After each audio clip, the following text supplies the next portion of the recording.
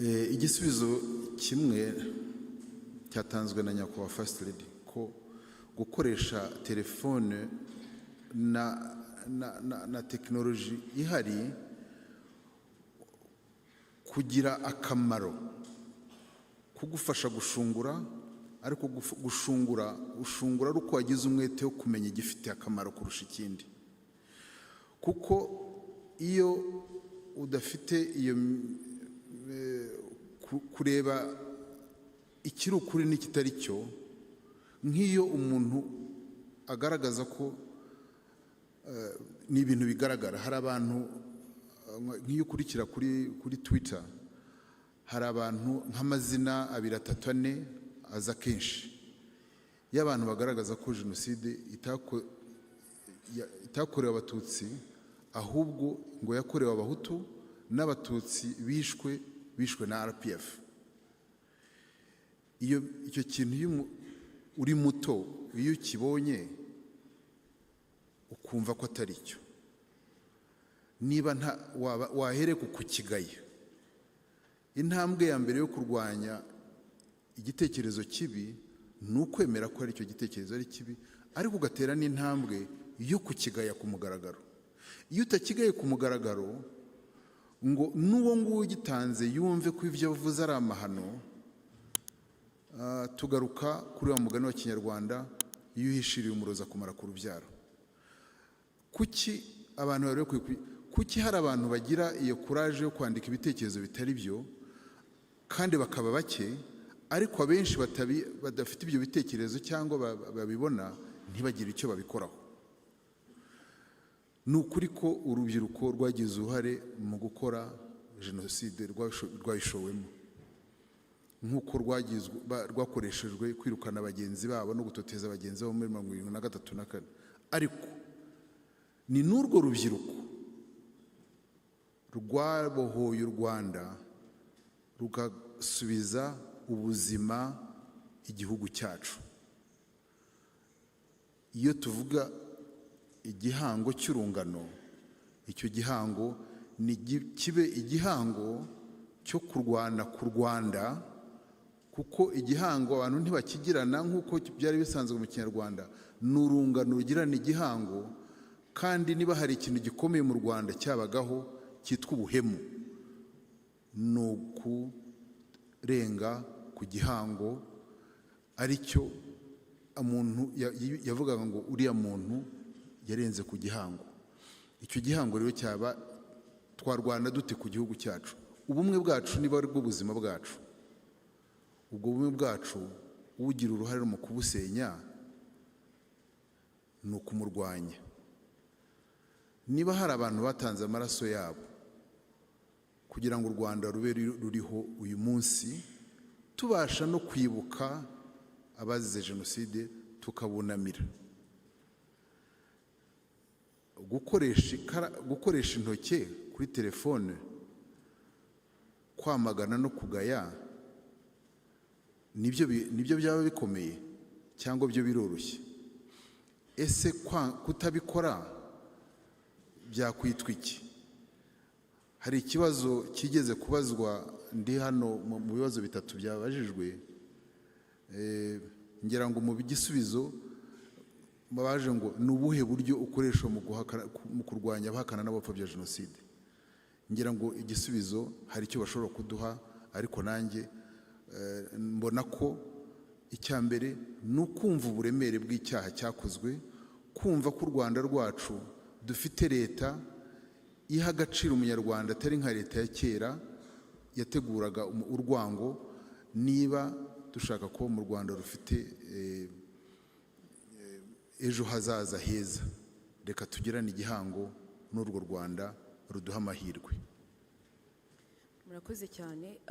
Hanyuma mukomoje ku kijyanye n'ingengabitekerezo ya Jenoside, urubyiruko twibaza aho ihurira no gupfobya no guhakana Jenoside. Mudusobanurire niba bitandukanye, ariko kandi tukanibaza tuti birashoboka ko mu gihugu cyabayemo Jenoside bizabaho igihe kimwe ko ingengabitekerezo ya Jenoside icika burundu igashiraho? Murakoze. umbajije ikibazo gifite kiburusha umusozi kuremera.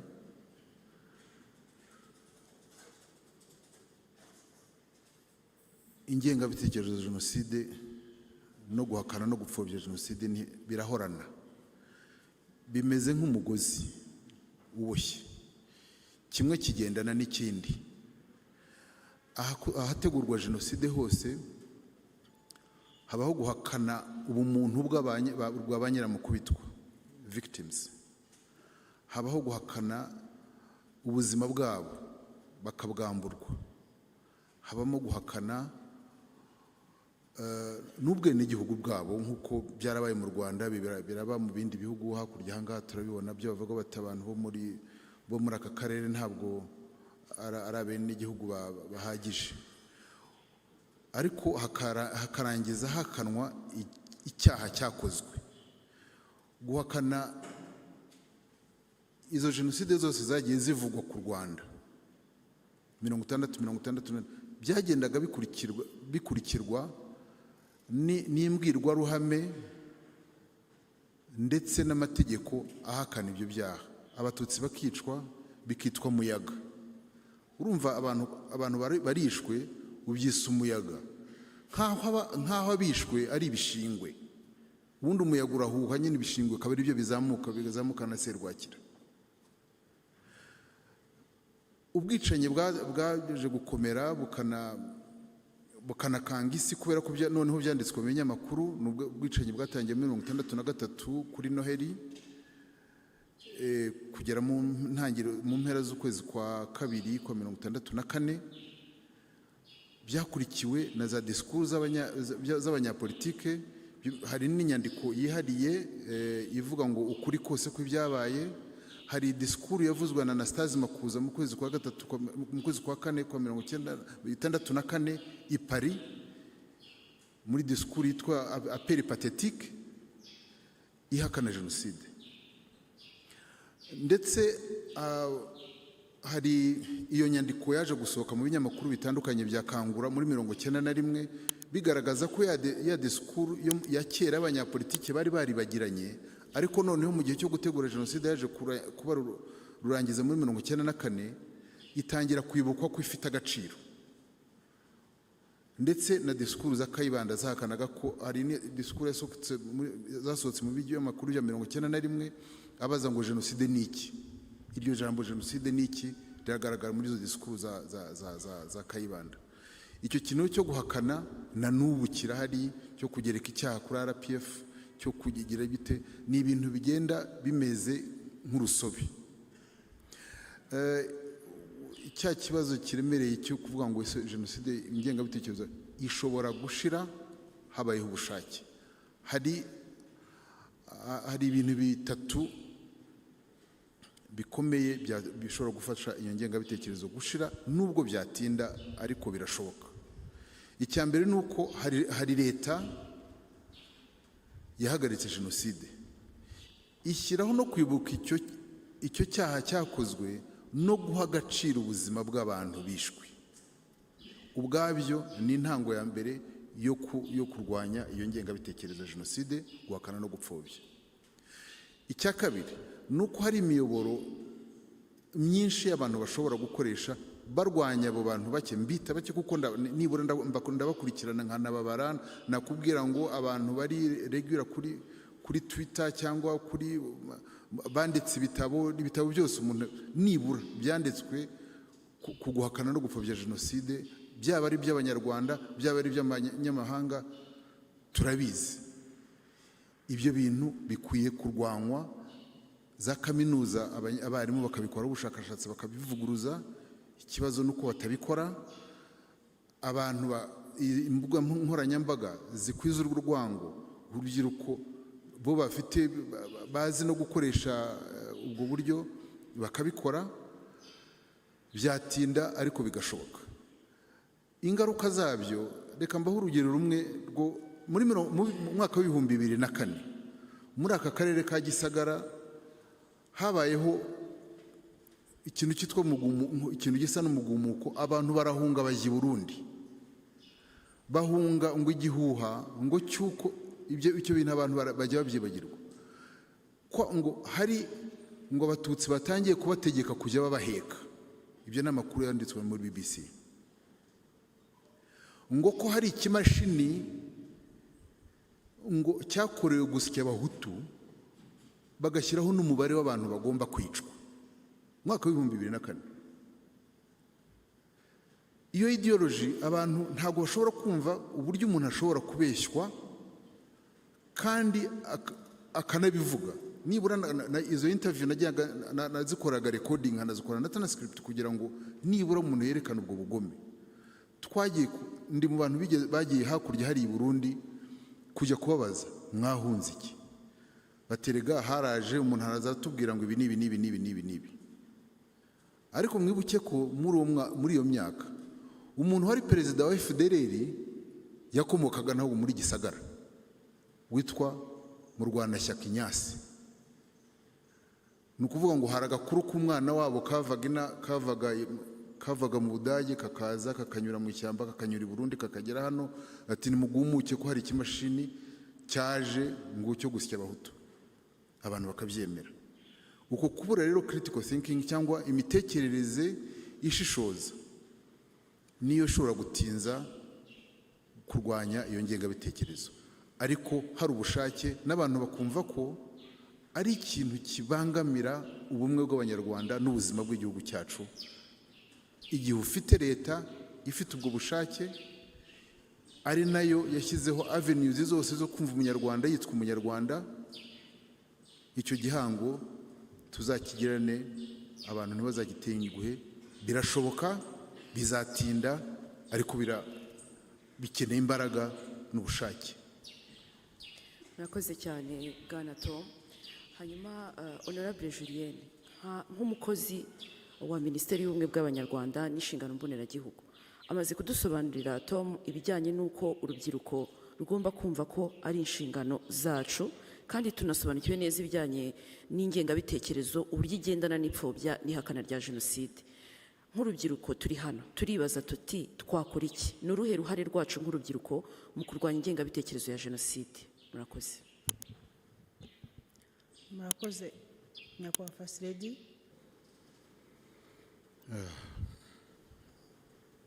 Icyambere ni uko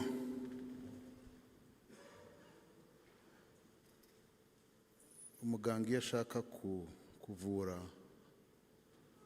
arasuzuma. Kenshi aba yanabwiwe n'umurwayi ko arwaye.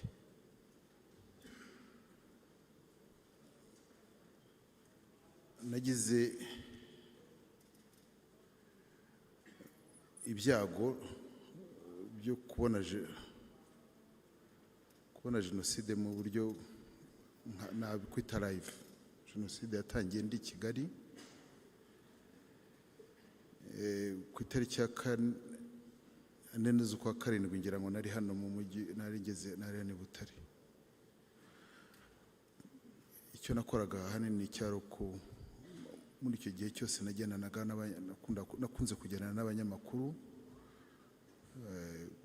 basemurira, mbona ibintu byinshi bibi, ariko sinari muto cyane. Ufashe amateka nabwiye yanjye n'isave, ubwabyo hari ikintu cyansubizaga inyuma, no kuvuga ngo sinari muto, sinarubwirwa, sinarubwirizwa. Ariko nyuma yo kubona ibintu byinshi, hari ahantu hatatu nageze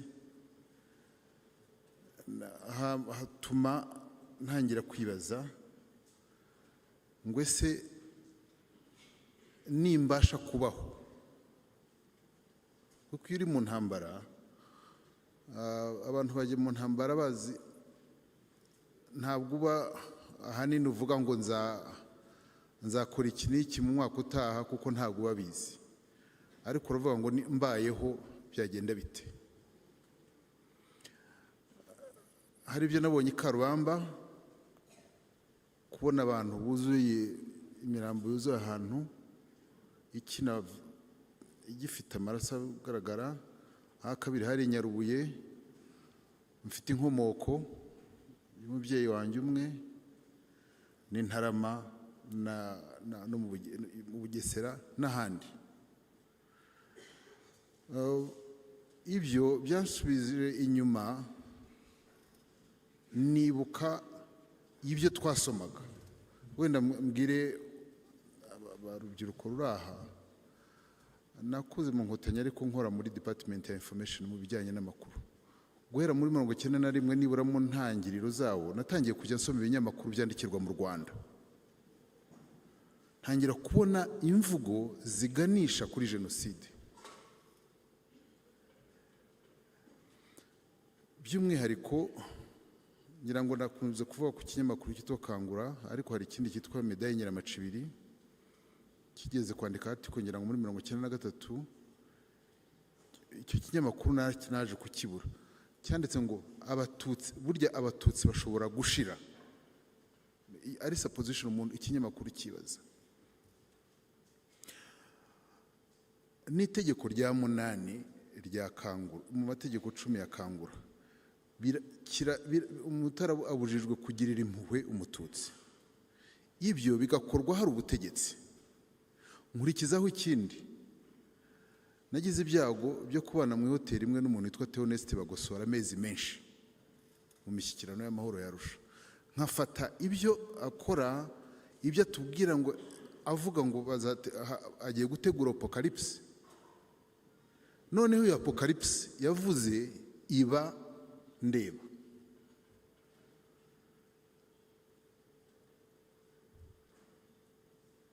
Ibyo byose bibi ndabibona. Bigeze muri 1994 mu mpera, Jenoside irahagaritswe, hatangira inyandiko ziva mu mahanga mu nkambi zihakana ko Jenoside yabaye. Nibwo muri iki numvise ko mfite responsibility yo kugira icyo nkora. Hari umupadiri wampaye courage, abapadiri babiri ntago bakiriho, ntangira kubaza ngo Jenoside ibaye ndeba, umuntu arayihakana nkiriho.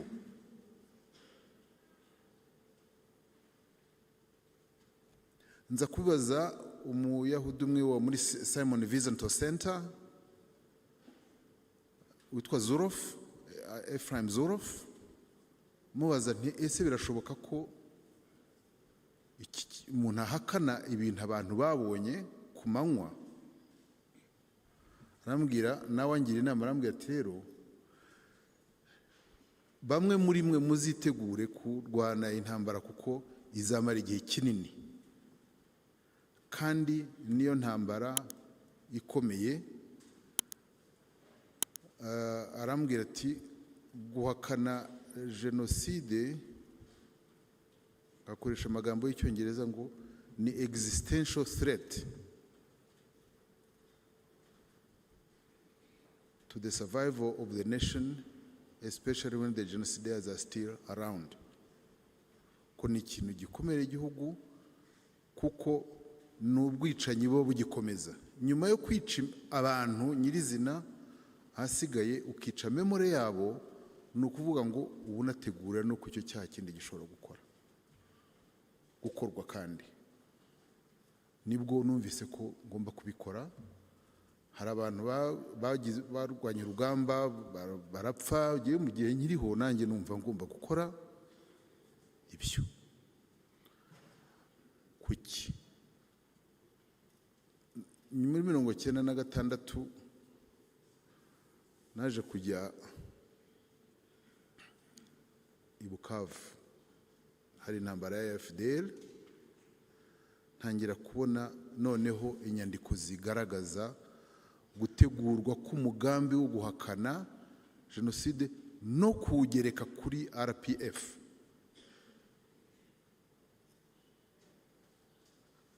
Ntangira gukora collection ya archives, mpereye aho ngaho. Hari n'ibindi nagomba gukora mba mbiretse birabikora. Impamvu mbabwiye ibi niko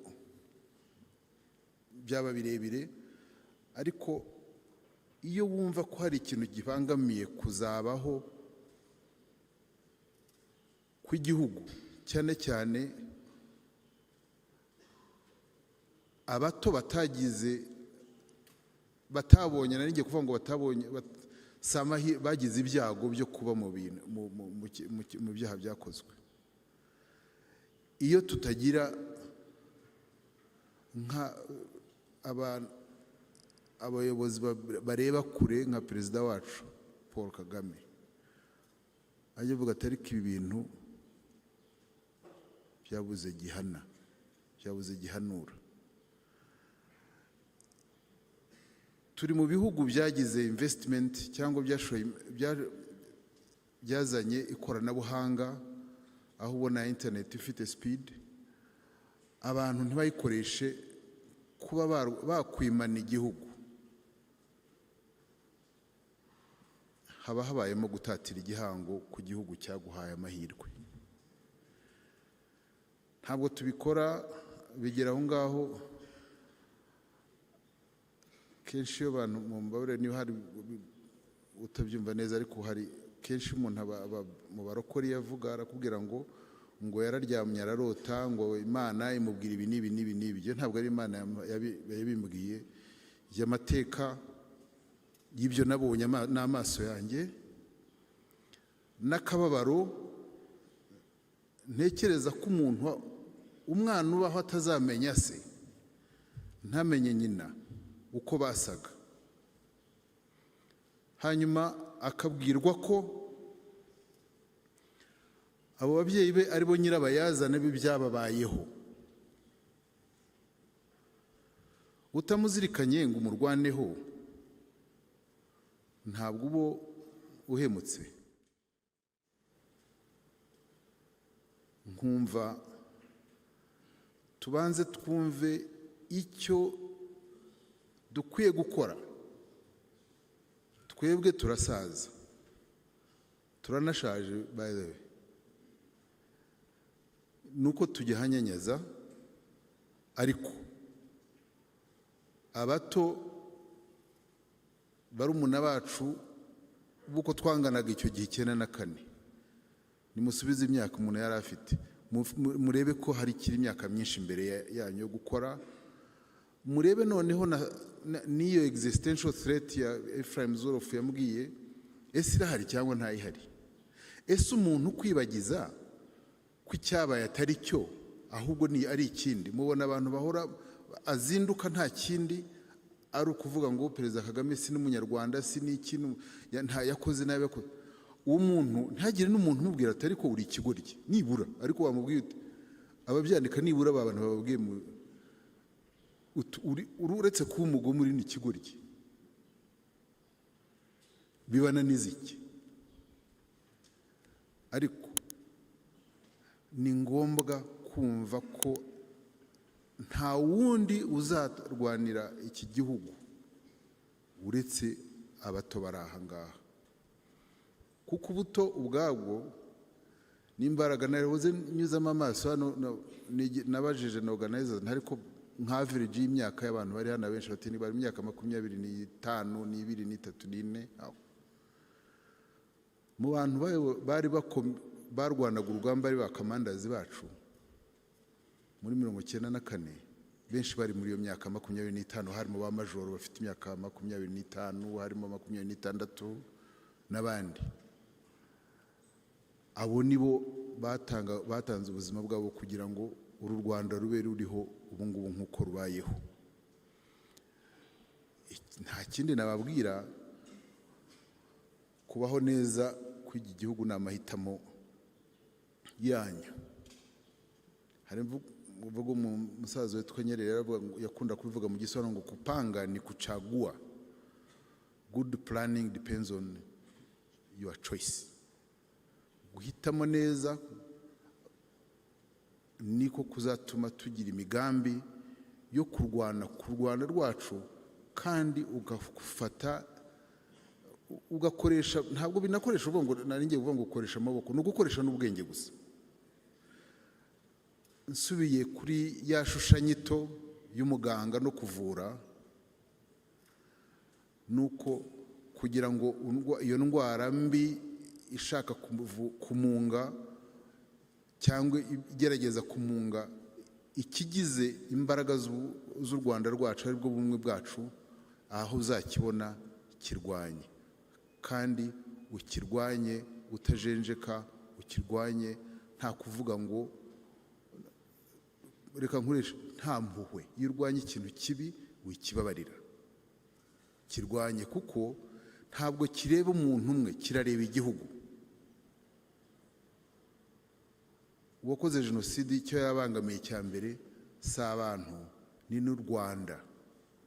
Ibyo Madame Julienne yatubwiraga, umuntu kwica, yatwibukije umuntu wiyicira umwana, icyo gitekerezo kiba cyaramugiyemo kigatuma yiyicira umwana yibyariye bishaka.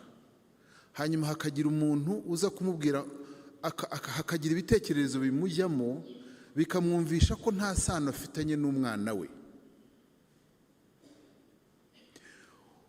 Umuntu akumva umwisengeneza we cyangwa mwishywa we nta kintu bapfana, kubera ingengabitekerezo yamugiyemo. Warangiza ukumva ko uwo muntu kumurwanya wamujenjekera ngo ntiteranya n'abantu. Erega ugasanga n'abantu barimo barabirata, ngo urumva ngo jyewe simba nshaka kugaragara, ngo kuko ngo hari umuntu ngo batandeba nabi. Iyo umuntu muba kurebye nabi se bitwaye iki? Ubundi se umujure iyo abonye umupolisi aramwishimira? Reka abantu babi bazajya babareba nabi, kuko ntabwo bashaka kubwirwa no kureba ibyiza by'aho u Rwanda rugeze, kuko ntabwo babishaka.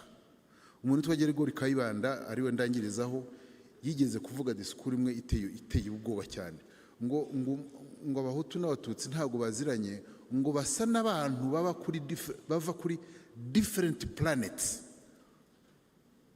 ntabwo ari na different continents. Ni nko kuvuga ngo ni nka umwe ava kuri Venus undi ava kuri Mars.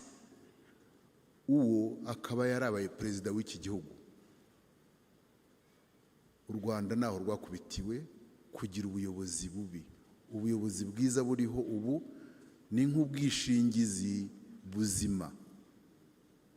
Reka turwane kugira ngo tutazongera assurance ya mbere.